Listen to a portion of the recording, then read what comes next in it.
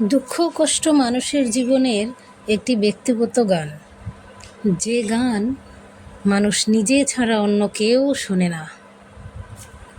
জীবন কাঁটাময় এক যাত্রা, সাহস দিয়ে যাকে করতে হয় জয়। বানানো রাস্তায় তো সবাই চলতে পারে, রাস্তা বানিয়ে নেয় যে মানুষ বলে তার পরিচয়। জীবনে সব কিছু একবার হলেও চেষ্টা করে দেখা উচিত।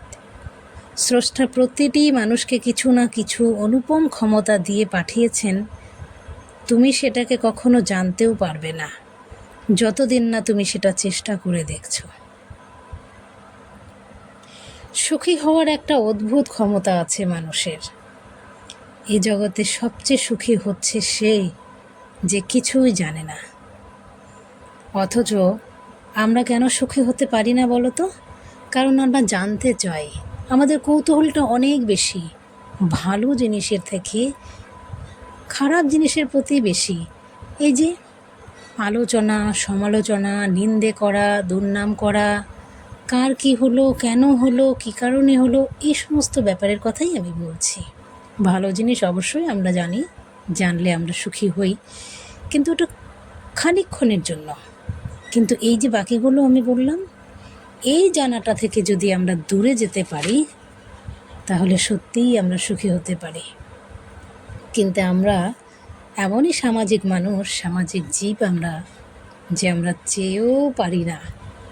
হ্যাঁ, আমাদের মধ্যে অনেকে আছেন যারা এগুলোর ধার ধারেন না, কাজের মধ্য দিয়ে থাকেন।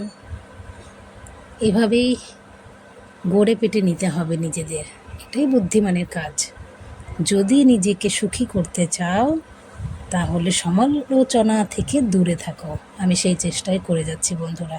এই যে দেখো, বানিশ বানাতে শুরু করে দিয়েছি। আমার হাজব্যান্ড আমার জন্য শিমুল তুলো নিয়ে এসেছিলেন এক বস্তা, বলেছেন একটা মাত্র কোল বালিশ বানাতে।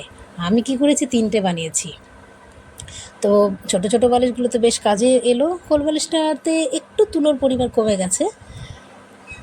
দেখা যাক, পরবর্তীতে না হয় আরও একটু তুলো কিনে আবার কোল বালিশে ঢুকে সেটাকে হাজব্যান্ডের মনোমতো করে দেব। আপাতত কাজ চলে যাক, আশা করি উনি সেরকম কিছু বলবেন না। কেমন হয়েছে বলো? খোলা তুলো নিয়ে এসে বাড়িতে বালিশ বানিয়ে নিলাম।